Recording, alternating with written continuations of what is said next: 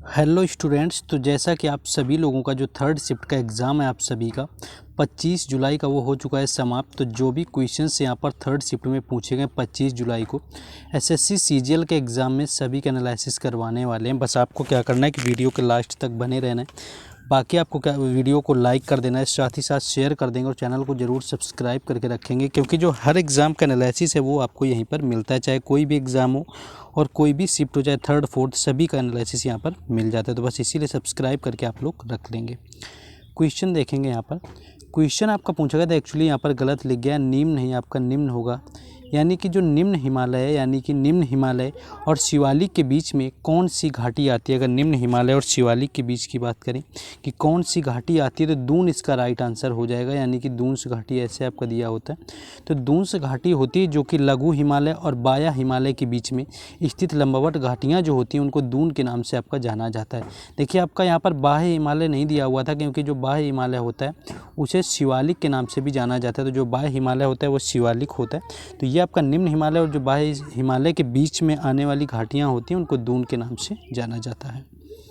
Next देखिए, question आपका ये पूछ लिया गया था कि किस रेलवे स्टेशन को यूनेस्को की हेरिटेज में शामिल किया गया था। तो अगर यूनेस्को की हेरिटेज की बात करें कि कौन कौन से भारत के ऐसे रेलवे स्टेशन हैं जो कि यूनेस्को की हेरिटेज में आपके शामिल हैं, तो भारत के यहाँ 4 आपके हैं। अगर 4 बात करें तो भारतीय रेल के 4 विश्व धरोहर स्थल हैं, जिनमें से आपका दार्जिलिंग हिमालयन रेलवे आता है, जिसे कि 1999 में शामिल किया गया था यूनेस्को के विश्व धरोहर में।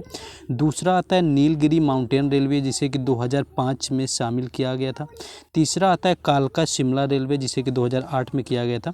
और चौथा आता है छत्रपति शिवाजी टर्मिनल मुंबई, जिसे कि 2004 में किया गया था। तो पहला आपका 1999 दार्जिलिंग हिमालय, दूसरा आपका किया जाता है ये छत्रपति शिवाजी टर्मिनल 2004, उसके बाद तीसरा नीलगिरी माउंटेन 2005 और चौथा कालका शिमला रेलवे 2008। तो इनको यूनेस्को के द्वारा रेलवे स्टेशन को मान्यता प्राप्त है, यानी कि यूनेस्को की हेरिटेज में आपके शामिल हैं। तो इन्हीं में से कुछ ऑप्शन में आपको जो भी दिया होगा इन चारों में से राइट आंसर हो जाएगा। अगर आपसे ये पूछ लिया जाए कि पहला शहर कौन है जो कि आपका शामिल हुआ है यूनेस्को की विश्व धरोहर स्थल में शामिल किया गया, तो वो अहमदाबाद होगा। अगर पहले शहर पूछ लिया जाता है, इकलौता शहर है अहमदाबाद जिसे कि विश्व धरोहर स्थल में शामिल किया गया है। नेक्स्ट क्वेश्चन था कि 2018 के एशियन गेम में ध्वजवाहक कौन था। तो ध्वजवाहक की बात करें तो नीरज चोपड़ा इसका राइट आंसर हो जाएगा, जो कि 2018 के एशियन गेम में ध्वजवाहक रहे थे। इसके साथ साथ बात करें कुल 572 खिलाड़ियों ने जो है इसमें भाग लिया हुआ था बाकी। और इसके अगर अंतर्गत बात करें तो नीरज चोपड़ा वही हैं जिन्होंने टोक्यो ओलंपिक 2020 जो आपका हुआ था, यानी टोक्यो ओलंपिक 2020 के अंतर्गत नीरज चोपड़ा ने कुल अगर बात करें तो एक आपका जीता हुआ था स्वर्ण पदक, जिसमें कि कुल 7 पदक भारत की तरफ से जीते गए थे। 2 आपके सिल्वर थे, 4 ब्रॉन्ज थे, 1 गोल्ड मेडल था जो कि नीरज चोपड़ा के द्वारा जीता गया था भाला फेंक के अंदर। व्यक्तिगत श्रेणी में दूसरा था, क्योंकि 2008 में पहली बार व्यक्तिगत श्रेणी में बीजिंग ओलंपिक के अंदर अभिनव बिंद्रा ने शूटिंग के अंदर जीत लिया था। तो ये थे नीरज चोपड़ा का शॉर्ट इंट्रो। इनसे क्वेश्चन मोस्टली आपका पूछ लिया जाता है। नेक्स्ट क्वेश्चन पूछा गया था कि केलू चरण महापात्रा निम्नलिखित में से किस शास्त्रीय नृत्य से संबंधित है। तो ओडिसी इसका राइट आंसर हो जाएगा। इसके केलू चरण जो महापात्रा का संबंध है, बाकी अगर बात कर लें तो कुल भारत के 8 शास्त्रीय नृत्य हैं, जिसमें कि ओडिसी जो नृत्य होता है वो भारत के ओडिशा से आता है। और एक दिन ये क्वेश्चन पूछा गया था कि ओडिशा का कौन ऐसा प्रथम व्यक्ति है जिसे कि पद्म विभूषण मिला हुआ था, यानी पद्म विभूषण से सम्मानित होने वाला ओडिशा का पहला व्यक्ति आपका पूछा गया था। तो उसका भी राइट आंसर केलू चरण महापात्रा था। और लोगों को लग रहा था ये क्वेश्चन पहले कभी नहीं पूछा गया, तो ये चीज़ें याद रख लेनी। उड़ीसा के अगर और प्रसिद्ध नर्तक की बात करें जिनके लास्ट में महापात्रा आता है, वो तो आपका ही होता है केलू चरण महापात्रा हो गया, सुजाता महापात्रा हो गया, रतिकांत महापात्रा हो गया, है ना। तो केलू महापात्रा जो है उड़ीसा से पद्म विभूषण पाने वाले पहले व्यक्ति रहे हुए हैं। तो ये क्वेश्चन स्टैटिक का है, लेकिन कई बार एसएससी एग्जाम में पूछ लिया जाता है, तो इसमें धोखा नहीं खाना है। दोबारा ये ना है कि ये क्वेश्चन कभी देखा ही नहीं था या कहीं पर हमने देखा ही नहीं, तो इस तरह के आगे दिक्कत ना हो।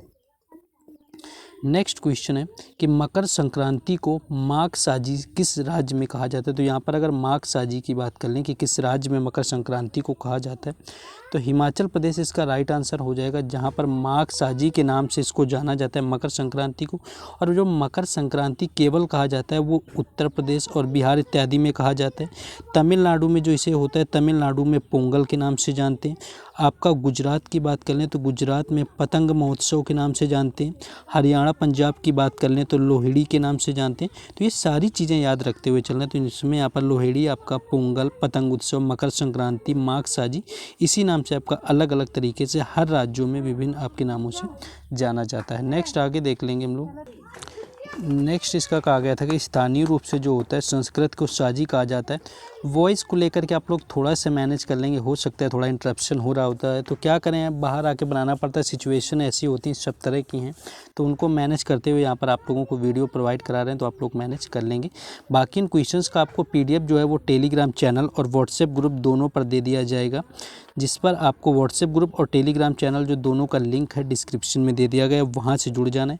बाकी अगर अभी तक सब्सक्राइब, लाइक और शेयर ना किया हो तो आप लोगों को वो ज़रूर कर लेना है। क्वेश्चन देख लेंगे अपना कि प्रसिद्ध व्यक्ति वेम्पति चिन्ना सत्यम, कई बार का रिपीटेड क्वेश्चन है आपका कि वेम्पति चिन्ना सत्यम किस नृत्य शैली से संबंधित है, तो कुचिपुड़ी इसका राइट आंसर हो जाएगा। यानी कि जो वेम्पति चिन्ना सत्यम है, इनका जो संबंध रहा हुआ था वो कुचिपुड़ी नृत्य से रहा हुआ था। इनका जो जन्म है 25 अक्टूबर 1929 को कृष्णा जिले के कुचिपुड़ी गाँव में हुआ था। और कुचिपुड़ी जो नृत्य की उत्पत्ति है वो भी इसी स्थान पर हुई थी। तो ये याद रखना है कि कृष्णा जिले के अंतर्गत एक गाँव आता है कुचिपुड़ी, जो कि आंध्र प्रदेश में आता है। तो उसी के नाम पर ये आंध्र प्रदेश का आपका शास्त्रीय नृत्य कुचिपुड़ी का नाम पड़ा हुआ है। ये भी एक बार पूछा जा चुका है कि किस आपका जिले के अंतर्गत आता है, तो कृष्णा जिला उसका राइट आंसर था। तो सारे फैक्ट जो यहाँ पर बताते हैं आपके लिए काम के होते हैं, तो उनको सुनते हुए चलना है। नेक्स्ट क्वेश्चन है कि निम्नलिखित में से किसने भारत में स्थानीय स्वशासन की शुरुआत की हुई थी, तो लॉर्ड रिपन इसका राइट आंसर हो जाएगा। यानी कि जो लॉर्ड रिपन हैं उनके द्वारा स्थानीय स्वशासन की शुरुआत की गई थी। 1882 में स्थानीय स्वशासन की शुरुआत हुई थी। अगर आपसे डेट पूछ ली जाए कब हुई थी, तो 1882 में हुई थी, लॉर्ड रिपन के द्वारा आपकी शुरुआत हुई थी। और जो वर्नाकुलर प्रेस एक्ट होता है वो 1882 में उनके द्वारा निरस्त भी आपका कर दिया गया था, जो कि 1880 से लेकर के 1884 तक भारत के 7वें वायसराय रहे हुए थे। बाकी लॉर्ड डलहौजी की बात करी जाए तो ये भारतीय रेल के जनक थे, जिन्होंने 1853 में मुंबई से थाने तक चलवाई थी। व्यापकता का सिद्धांत इन्होंने दिया हुआ था। लॉर्ड लिटन को कहा जाए तो उल्टे चरित्र के वायसराय के रूप में लॉर्ड लिटन को जाना जाता है। यानी कि वर्नाकुलर जो अधिनियम है वो लॉर्ड लिटन के द्वारा यहाँ पर पारित किया गया था। लॉर्ड कर्जन की बात करें तो इन्हें भारत का औरंगजेब भी कहा जाता है, जिन्होंने बंगाल का विभाजन 1905 में किया हुआ था। इससे क्वेश्चन सेकेंड शिफ्ट में पूछा गया था आपका। नेक्स्ट था कि 1904 में भारतीय विश्वविद्यालय अधिनियम किसने पारित किया हुआ था। 1905 में जो बंगाल विभाजन करने वाला यहाँ पर रहा हुआ था तो वो कर्जन था, इसीलिए उसे भारत का औरंगजेब भी कहा जाता है। नेक्स्ट एक आपका शायद हो सकता है कि कुछ लोग ये बता रहे थे कि एशियन गेम ना होकर के वहाँ पर टोक्यो ओलंपिक पूछा गया था। तो टोक्यो ओलंपिक के उद्घाटन समारोह में ध्वजवाहक कौन था, तो उद्घाटन समारोह की बात करें तो भारतीय पुरुष टीम के जो कप्तान रहे हुए थे मनप्रीत सिंह, और जो मुक्केबाज हैं भारतीय मैरी कॉम, ये दोनों जो हैं उद्घाटन समारोह में टोक्यो ओलंपिक के रहे हुए थे। बाकी अगर समापन समारोह की बात करें तो समापन जो समारोह में रहे हुए थे ध्वजवाहक, वो बजरंग पूनिया रहे हुए थे। 23 जुलाई से 8 अगस्त 2023 तक जिसका आयोजन हुआ था, 1 स्वर्ण, 2 रजत पदक और 4 ब्रॉन्ज मेडल इसमें जीते गए थे। बाकी टोक्यो पैरा ओलंपिक की बात करें तो कुल 19 आपके जीते गए थे यहाँ पर कुल पदक, जिसमें कि 5 आपके गोल्ड मेडल थे और 8 आपके स्वर्ण पदक थे, और इसके साथ साथ आपके 6 आपके ब्रॉन्ज मेडल शामिल थे। तो ये क्वेश्चन आपका पूछा जा चुका है, कितने रजत पदक पैरा ओलंपिक में जीते गए थे टोक्यो वाले में, तो आपको उसमें 8 राइट आंसर था। शुभंकर के आपका जैसे पूछ लिया, बात करें शुभंकर क्या था, तो शुभंकर इसका मिराई तोबा था। बाकी अगर पैरा ओलंपिक की बात करें तो सोमैटी इसका शुभंकर रहा हुआ था आपका पैरा ओलंपिक का। नेक्स्ट आगे देखेंगे क्वेश्चन। नेक्स्ट जो यहाँ पर क्वेश्चन आपका ओलंपिक से पूछ लिया गया था कि जो भारतीय ओलंपिक संघ होती है इसकी पहली महिला अध्यक्ष कौन बनाई गई हैं जो कि भारत से संबंधित है, तो इसकी ओलंपिक पूछा गया था। तो ये PT उषा इसका राइट आंसर था, जो कि भारतीय ओलंपिक संघ की बनाई गई। अगर भारतीय ओलंपिक संघ की बात करें तो 1927 में जो है भारतीय ओलंपिक संघ यानी कि IOO का गठन किया गया था।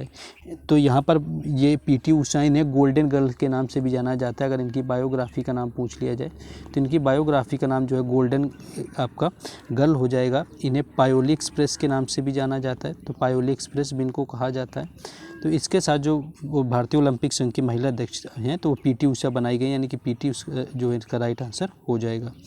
बाकी एक क्वेश्चन आपका शायद 20वीं सदी के तानसेन से पूछा गया था, नहीं इसमें थोड़ा डाउट है, तो ये शायद यहाँ पर नहीं पूछा गया था। तो ये था थर्ड शिफ्ट में जो भी ऑलमोस्ट क्वेश्चन मिल पाए थे 25 जुलाई को। बाकी वॉइस को लेकर इन्हों की थोड़ा मैनेज करना पड़ा होगा, क्योंकि मैं बाहर आया तो हुआ था इसको बनाने के लिए, सब तरह की सिचुएशन हैंडल करनी पड़ती है तरह तरह से, तो आप लोग मैनेज कर लेंगे। बाकी लाइक शेयर सब्सक्राइब ना किया हो तो कर लें। बाकी टेलीग्राम चैनल और व्हाट्सएप ग्रुप का लिंक डिस्क्रिप्शन में, तो वहाँ से जुड़ जाएँ।